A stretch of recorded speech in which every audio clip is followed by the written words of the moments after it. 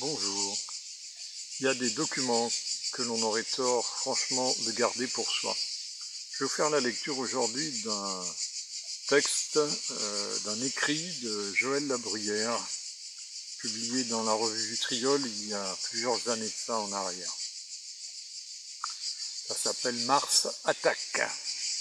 Judas, Ignace et l'ordre mondial. Si vous sortez, vous promenez dans la campagne, observez bien le paysage. De jour en jour, on constate que ceux qui s'intitulent humains coupent des arbres autour d'eux, dans leur jardin, et souvent les plus beaux spécimens du règne végétal, comme obéissant à un appel collectif à la destruction. Ils ne font qu'obéir à une impulsion. Ils affirment avec un aplomb effrayant que l'arbre qui était là depuis des dizaines d'années, subitement, fait trop d'ombre à la maison. Ses branches menacent de tomber sur le toit. Ses feuilles mortes encombrent la gouttière ou bien tombent dans la piscine, etc. Sur le bord des routes, c'est au nom de la sécurité que l'on abat les arbres et dans les forêts, au nom du profit. Mais d'où vient cette impulsion démoniaque à laquelle répond l'homme moderne ? En rentrant chez elle, une dame constate avec ahurissement que son mari, comme soudainement pris d'une envie de meurtre, a abattu le grand saule devant la maison. Il ne pouvait trouver une raison justifiant son acte. Ce sont là des gens qui aiment leur jardin, qui sont pour la protection de l'environnement. Le destructeur de la nature est partout à l'œuvre, acharné avec sa tronçonneuse, qui, une fois en marche, dévore tout sur son passage. Ce sont ainsi que plusieurs hectares qui sont rasés chaque minute. Faites le calcul pour une année. Quand l'Inde n'aura plus un seul fagot pour brûler ses morts de manière rituelle, ce sont les forêts vierges d'Asie ou d'Amérique du Sud qui partiront en sacrifice d'agréables odeurs à Shiva. Partout, le béton avance. Aujourd'hui, avant de construire une maison, on rase toute la végétation alentour. C'est une tendance générale qu'inspire à l'homme un certain type de démon du matérialisme que Rudolf Steiner qualifie d'arimanien, en référence à Ahriman, le démon de la désertification dans la mythologie perse. Ce démon de la matière jubile lorsque les arbres tombent, car l'arbre constitue un ancrage spirituel pour l'être humain. Les arbres ont été longtemps un rempart pour l'humanité, car ils sont une émanation de l'âme collective. La nature entière est une extériorisation de la vie intérieure. En perdant son environnement végétal, l'homme perd aussi sa conscience. Par exemple, on sait que les gnomes qui s'affairent dans les racines des arbres nous procurent un esprit de vigilance et stimulent l'éveil intérieur. Vitriol pose la question. Donc, il existe une stratégie démoniaque pour affaiblir l'être humain et le robotiser, le résultat ultime étant la destruction de la planète. Mais quel est l'intérêt de ce plan pour les autorités terrestres ? JL. Il ne faut pas se tromper d'adversaire. Les autorités terrestres ne sont que les représentants des hiérarchies occultes qui vivent sur d'autres dimensions. Par exemple, les entités spirituelles de Mars, qui, toujours selon Steiner, auraient débarqué en masse sur les couches subtiles de notre planète, et jusque dans notre subconscient, depuis le XIXe siècle. Voyez l'état physique de leur planète, Mars. Les entités de cette zone ne vivent pas dans un environnement biologique tel que le nôtre. Elles peuvent désirer posséder des corps organiques, comme on utilise une voiture, mais leur monde est différent. Pour mieux s'infiltrer dans nos corps, ces esprits détruisent d'abord notre environnement naturel protecteur. Ils ont hypertrophié le mental analytique pour établir la civilisation matérialiste qui ravage la Terre depuis 2 siècles. Ce sont des créatures mentales hyper intelligentes dont les savants matérialistes, les techniciens et les mathématiciens sont les médiums inconscients. La science et la technologie servent leur plan de conquête. Ils sont tels le virus qui détruit la barrière immunitaire pour s'installer dans l'organisme. La nature organique ne leur est d'aucune utilité et, au contraire, doit être rasé. Ces martiens, en guillemets, sont les esprits serpents qui sont à l'origine du mythe de la chute de l'homme hors de l'Éden. L'attaque a été lancée à partir de la sphère spirituelle de Mars. Avant sa déportation sur la Terre, l'homme terrestre adamique a transité par la dimension de Mars au plan spirituel. Le nom de Adam, Dam, signifiant sang en hébreu, est le même que Adm, nom ésotérique de Mars, la planète rouge. Le sang rouge est polarisé par le fer de Mars. Nous sommes les cousins de ces envahisseurs spirituels. Notre sang est un élixir qui peut leur procurer une énergie vitale directement assimilable. C'est pourquoi, mus par leur farouche instinct guerrier, ils ont envahi notre sphère psychique d'abord, en s'introduisant dans notre subconscient, puis en mettant en place la civilisation matérialiste scientifique. Enfin, ils prendront possession des corps en expulsant l'individualité humaine qu'ils ne peuvent anéantir, mais seulement domestiquer et robotiser. Vitriol. N'y a-t-il pas une résistance instinctive de la part des castes dirigeantes qui prospéraient dans l'ancien système en s'appuyant sur la religion et non sur le matérialisme? JL. Les esprits de Mars les ont d'abord réduites à l'impuissance. Ils ont attaqué les élites aristocratiques qui maintenaient le peuple dans un enracinement traditionnel.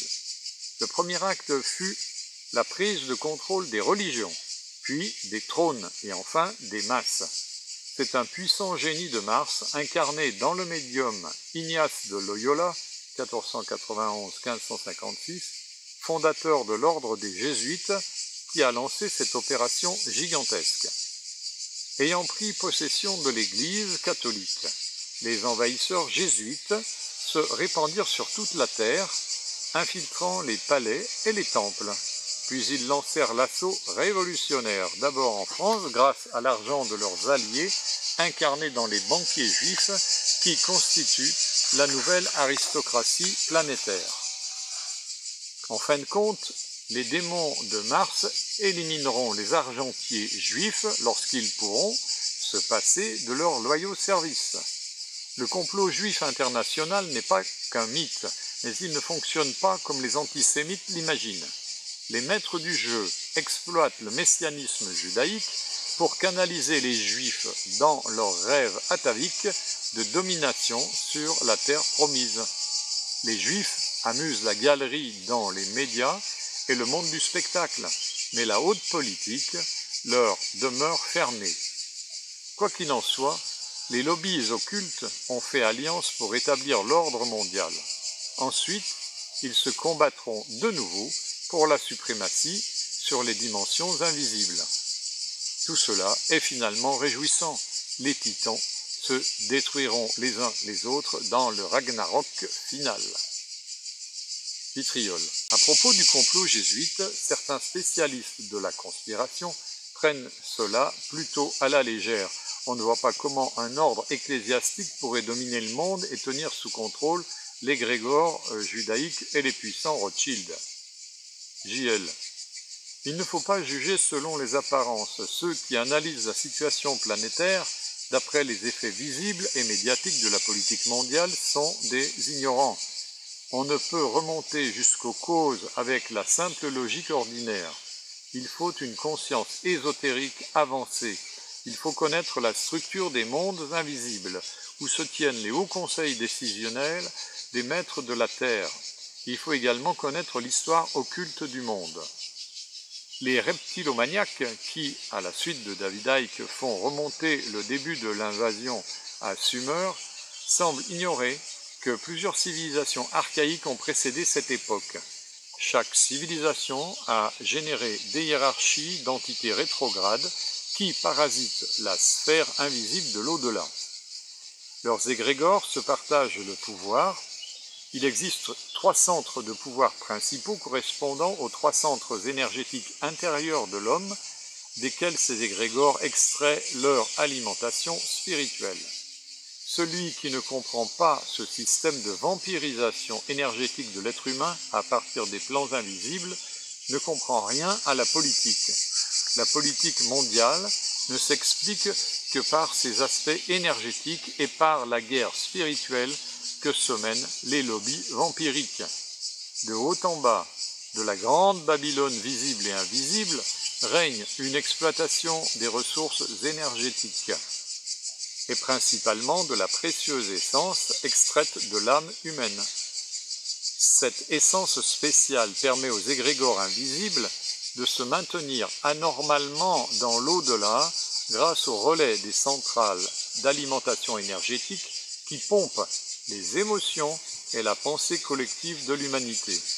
Ces relais étaient jadis les religions magiques. Aujourd'hui, ce sont la religion cathodique et médiatique. Les amateurs de conspiration ne peuvent admettre ce processus et ne comprennent guère la politique. L'énigme des jésuites, c'est-à-dire l'influence démesurée d'un groupe ecclésiastique discret et numériquement faible, qu'on croit occupé à des bondieuseries, est trop complexe pour être comprise par l'homme ordinaire. Ignace de Loyola raconte dans ses mémoires qu'il a été investi par un serpent lumineux qui lui donnait beaucoup de consolation, car cette forme était extrêmement belle et avait toutes sortes de choses qui brillaient comme des yeux. Il l'avoue lui-même par le truchement de ses biographes officiels. Ce n'est pas une rumeur de conspirationniste halluciné, voire le testament d'Ignace de Loyola raconté par lui-même du père Louis González de Camara, chapitre 3. Par clairvoyance, Steiner a identifié cet esprit serpent comme étant un puissant génie de Mars, ayant pris possession d'Ignace de Loyola, voir Rudolf Steiner, Le Karma, tome 6. Un indice confirmant ceci. Avant de se lancer dans la conquête de Rome, Ignace de Loyola initia ses premiers disciples à Paris dans une grotte de Montmartre, la montagne de Mars. Quant à Teilhard de Chardin, l'un des jésuites les plus influents de l'histoire, il affirme avoir érigé dans son enfance un autel à son dieu du fer. On peut se demander pourquoi les biographes officiels ne dissimulent pas ces détails étranges qui semblent avoir échappé depuis 4 siècles aux pires ennemis de la Compagnie de Jésus. En tout cas, une fois installé à Rome et ses premiers disciples lancés à la conquête de l'Asie, Ignace de Loyola déclara à un diplomate français que, sans avoir besoin de quitter son bureau, il contrôlait le monde. Vitriol. Comment les jésuites ont-ils pu s'installer en Inde, au Japon, en Chine et dans tous les pays d'Orient où les missionnaires chrétiens n'étaient pas les bienvenus? JL. La Compagnie de Jésus a étendu sa toile sur un réseau international déjà existant. Quel était ce réseau mondial sur lequel les jésuites purent se calquer? Les juifs de la diaspora internationale installés dans les pays d'Asie depuis plusieurs générations. Ignace de Loyola était sans doute un marane d'une famille juive convertie au christianisme et son secrétaire, le père Lainez, était quant à lui juif de naissance. On suppose que les recommandations des rabbins d'Occident auprès des communautés juives d'Orient ont favorisé la collaboration. Le commerce et les opérations bancaires ont été le vecteur de pénétration dans tous les pays du monde. D'abord pour la diaspora juive, puis pour ses cousins jésuites qui ont profité de ces relations d'affaires pour s'enrichir dans le commerce international. Denrées rares et esclaves, mais également par le pillage des trésors des Incas et des Mayas. Vitriol. La relation entre le judaïsme et la Compagnie de Jésus est pleine d'ambiguïté. C'est une sorte d'union contre nature entre Israël et le Vatican, entre l'antisémitisme comme une épée de Damoclès sur la tête des Juifs. Que signifie ce mystère politique? JL. Nous savons, si nous exerçons notre perspicacité, que la politique occulte est un jeu entre 3 pouvoirs sur le plan cosmique. La classe possédante, les élites politiques, les hiérarchies sacerdotales, les religions, et le pouvoir passif des masses, qui est une force d'inertie considérable. Les deux castes dirigeantes disposent du pouvoir temporel et du pouvoir spirituel par lesquels elles contrôlent les masses. L'humanité, en tant que troisième force, sert de réservoir énergétique aux deux castes dominantes.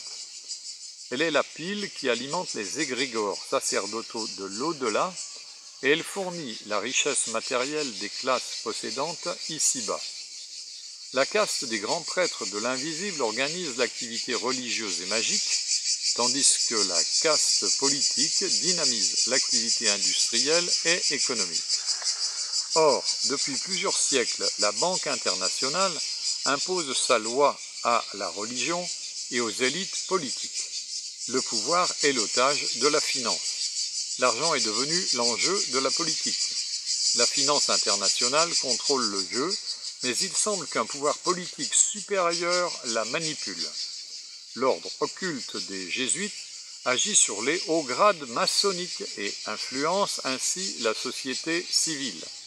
Il existe donc un équilibre qui préserve les intérêts des trois titans du monde. Ces derniers s'entre-déchirent mais doivent respecter un statu quo pour maintenir la cohérence de l'empire mondial. Comment concilier les appétits voraces des démons du matérialisme avec les intérêts supérieurs des hiérarchies sacerdotales qui règnent sur la dimension astrale? C'est la grande question de la politique mondiale. L'ordre mondial repose donc sur un contrat entre les trois titans. Aux masses humaines, on donnera une société socialiste dirigée par une élite défendant ses privilèges matériels. L'ensemble sera coiffé par un régime théocratique représenté par une religion mondiale chargée de transférer l'énergie vers les formations astrales de l'invisible. Si les titans ne parviennent pas à s'entendre durablement, chacun voulant une plus grosse part du gâteau, ce sera la guerre totale, symbolisée par l'effondrement de la Grande Babylone. Nous en sommes encore loin. C'était dans les années, il y a 10-15 ans de ça. Nous en sommes encore loin, aussi faut-il espérer que les processus de la crise vont s'accélérer et non pas chercher à les ralentir par des jérémiades idéalistes et pacifistes pour un soi-disant monde meilleur. Dans ce jeu, le puissant ordre politico-occulte jésuite, dont la compagnie de Jésus n'est qu'un masque, a pour mission de s'emparer du pouvoir mondial au profit de la caste sacerdotale afin de prolonger le règne des grands prêtres de l'invisible, menacés depuis que l'athéisme s'est répandu sur la terre. Toutefois, l'ordre jésuite, tout en défendant l'ordre sacerdotal ancien, doit s'opposer à un renouvellement spirituel lié à l'entrée dans l'ère du Verseau. C'est pourquoi les jésuites collaborent avec la science matérialiste pour maintenir le dogme d'un univers matériel créé par Dieu, le dogme catholique romain. Les jésuites sont particulièrement jaloux de leur monopole dans les secteurs de l'astronomie, la cartographie sous-marine, la paléontologie, l'archéologie, etc. Ils s'opposent à toute révélation spirituelle susceptible de mettre à mal la vision matérielle de l'univers. Vous savez pourquoi ? Parce qu'ils envisagent d'organiser le système solaire d'une manière rationnelle et technocratique pour mieux s'en assurer le contrôle bureaucratique. On reconnaît ici la puissante volonté guerrière du génie de Mars qui inspira Ignace de Loyola, réduire le système solaire à une forme de socialisme théocratique. Vitriol, en quoi cette histoire nous concerne-t-elle ? Ceux qui désirent la libération n'ont qu'une chose à faire, tourner radicalement le dos à ce monde étranger. Il faut aimer les êtres vivants, bien entendu, mais pas leur monde déchu. Par sentimentalité, de nombreux idéalistes s'identifient aux masses, sans réaliser qu'ils font ainsi inconsciemment le jeu des titans du monde. Prendre parti, c'est abdiquer. Il faut sortir du jeu. L'examen sérieux de la politique occulte ne peut que convaincre un être intelligent de la nécessité de sortir définitivement du circuit terrestre, le camp de la mort. Lorsque de nombreux êtres auront emprunté cette voie, les contrôleurs occultes, dévitalisés par manque d'énergie, se dissoudront à jamais. C'est pourquoi ils résistent et mènent une guerre impitoyable contre les transfuges qui s'organisent pour s'échapper de la zone d'internement planétaire. Pour revenir au point de départ, nous comprenons pourquoi la culture humaine, avec sa philosophie, sa religion et sa science, constitue une machine à laver les cerveaux. On veut empêcher que les êtres incarnés découvrent que la porte de leur prison est grande ouverte. Cette porte, c'est celle du cœur. C'est le désir de liberté absolue. Celui qui la cherche sincèrement la trouve nécessairement.